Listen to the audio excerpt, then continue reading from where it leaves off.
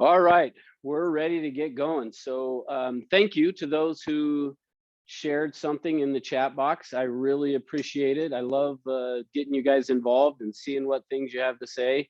And a lot of comments, well, half of the comments, I guess, were about basically ESS for last week. So that's awesome. I'm glad that you guys found a lot of value in that. And those who didn't participate, hopefully that gives you some encouragement that next time maybe you should go and participate in the Elevate that they did last week. So thank you for sharing that. And I love April put in here, so grateful for new understanding and focus on creating my future through visualization, which I love that, April. And thanks for sharing that.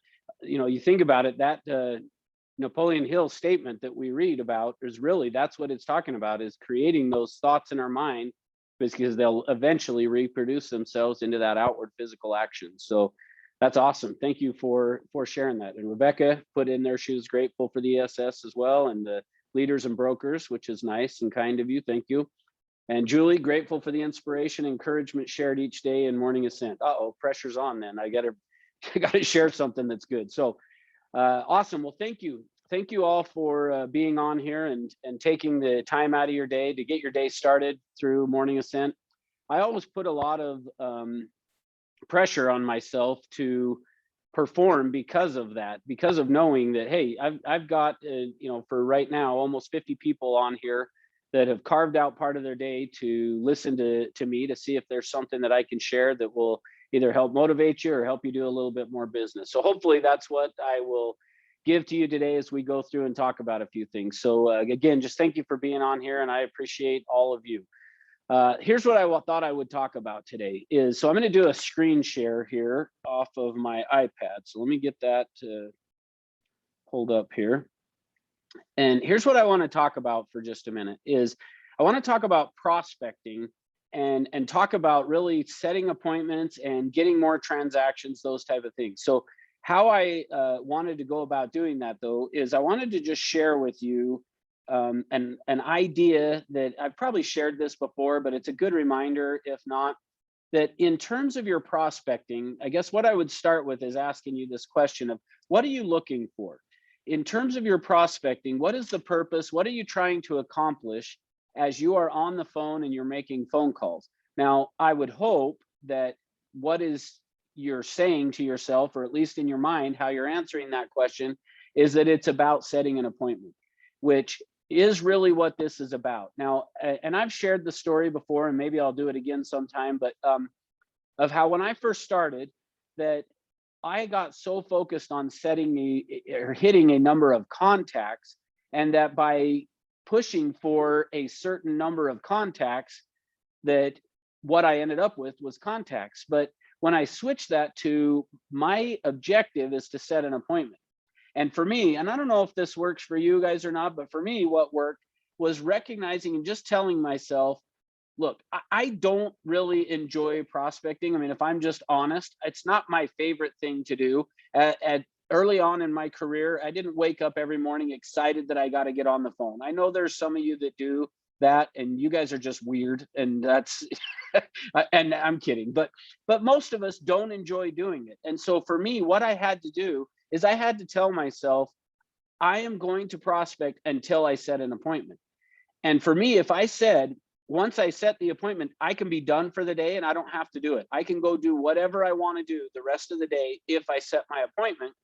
That's actually what got me to really turn my career on and to get the business really flowing for me, was being able to say, I am going to get an appointment today.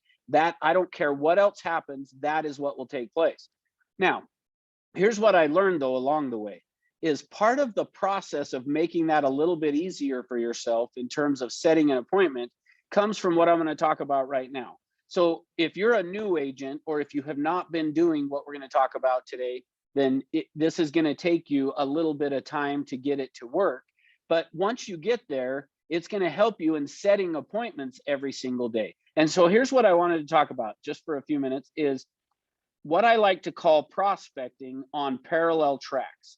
So I like to think of it as being like train tracks, meaning that a train has these two tracks that it's headed down the road with, or the I guess not the road, but on these tracks, this train is on there. So for me, I like to think of it that way, is in terms of my prospecting, there are two things that I'm doing. So think of it as this way. I have a primary objective that I'm trying to accomplish, but then I also have a secondary objective. My primary objective is to focus on now business. So, oh, that was poorly written W there. Oops. All right. Worse again. All right, sorry. But it was to focus on now business.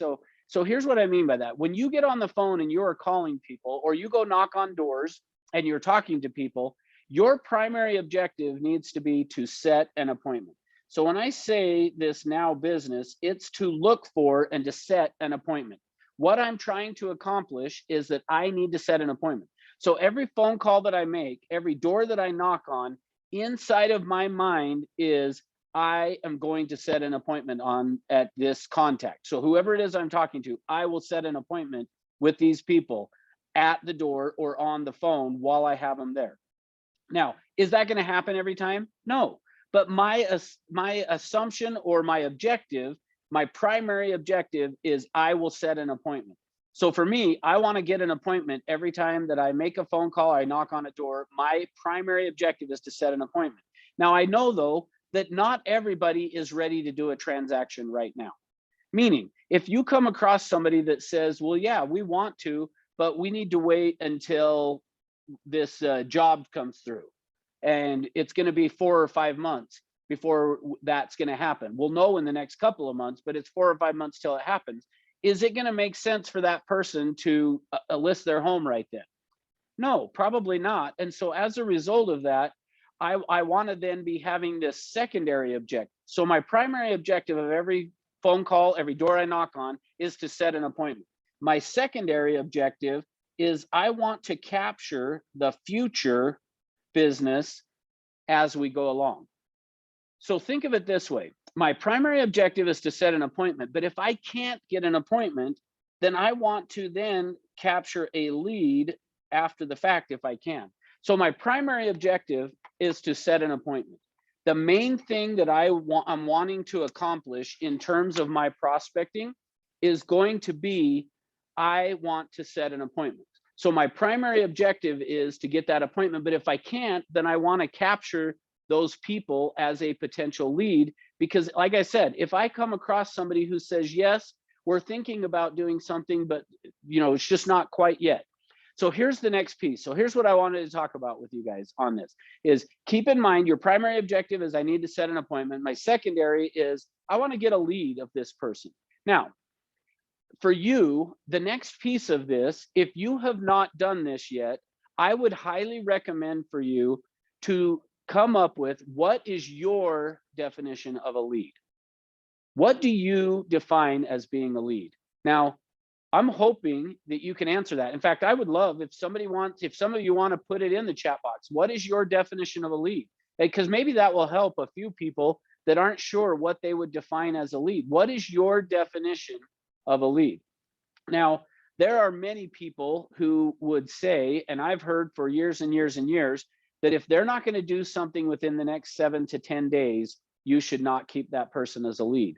Now, here's the thing though, with that, not a bad idea, provided you're doing 50 or more transactions a year. See, so for me, I'm going to give you my idea of how you should go about this. Now, it doesn't mean this should be your definition. You decide what your definition of a lead is. But what do you define as a lead is really the biggest question that I have for you today, is what do you define as being a lead? So let's see. Fred said someone who's able and willing to sell or buy in the next 30 days. That's awesome. That's great, Fred. Thank you. So just for you, what is your definition of a lead? See, and here's how I would like to say it is, I guess, think of it this way. If you define somebody as being a lead that is going to do something in the next 7 to 10 days, and you knocked on a door and you came across somebody who said, I'm going to do something, but it's not going to be for 6 months, are you going to keep it and hold on to that person?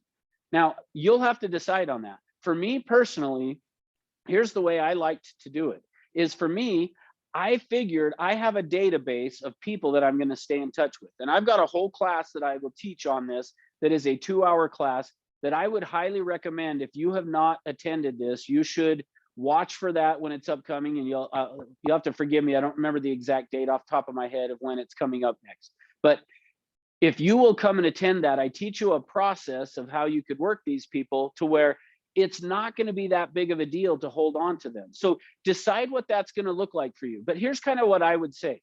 If you are doing 10 or less transactions per year, so if you're doing fewer than 10 transactions per year, I would recommend you hold on to a lead for up to a year. If somebody says we might do something next year and you're doing fewer than 10 transactions a year, you probably should hold on to that lead and stay in touch with them. If you're doing between 10 and 20 transactions a year is when I would say you probably should hold on to a lead for 6 months. Wait for 6 months on those people before you're going to give up on them. Now, obviously, if they quit calling you back, they won't respond, stuff like that, you're going to get rid of them.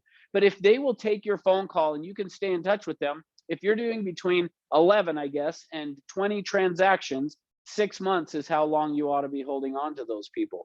From 20 to 30 transactions is where I would say, or 21 to 30 is where I would say probably 3 months is how long you ought to hold on to a lead and decide you're going to stay in touch with them. And then, as I said, as your business, so think of it as your business increases, the length of time you're going to hold on to a lead may decrease. Now, for me personally, I actually just, the way that I liked to work it is I like to have this database of people that were potential leads. And I was willing, for me, here's how I defined it. I kept a certain number of leads. So think of it that way, is in math, we would call this an open system versus a closed system. And in a closed system, I defined it as I will hold on to X number of leads, and then you decide what that looks like.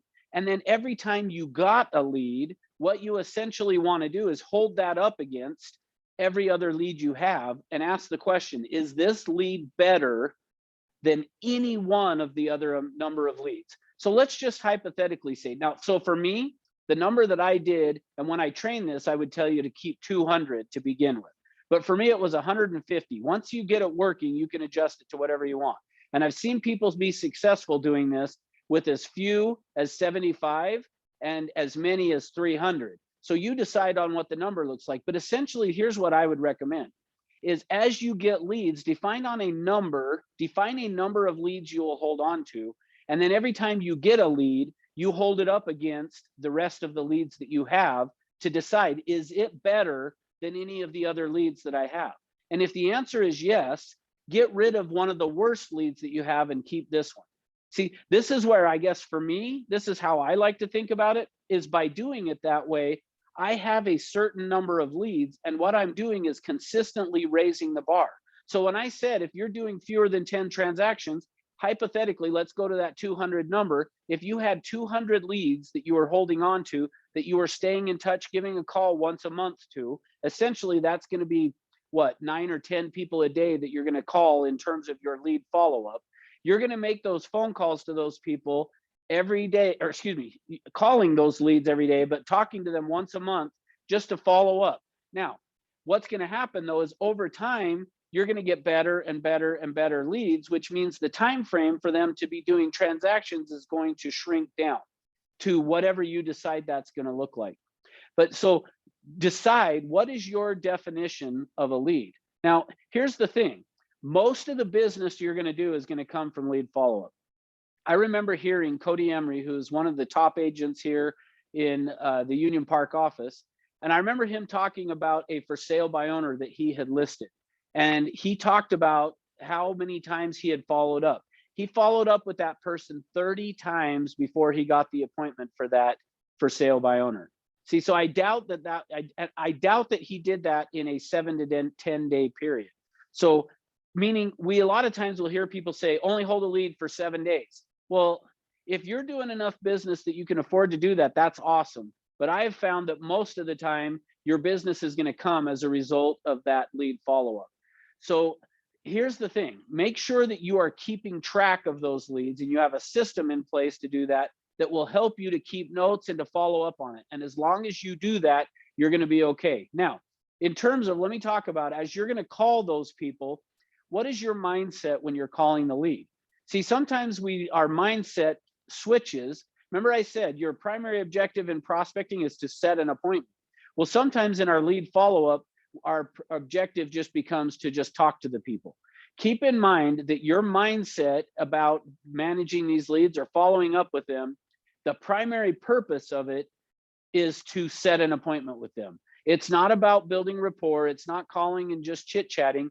The purpose is to call and see if they are ready for an appointment. So as you make your phone calls on your lead follow-up, keep in mind the objective on this is, again, about me setting an appointment.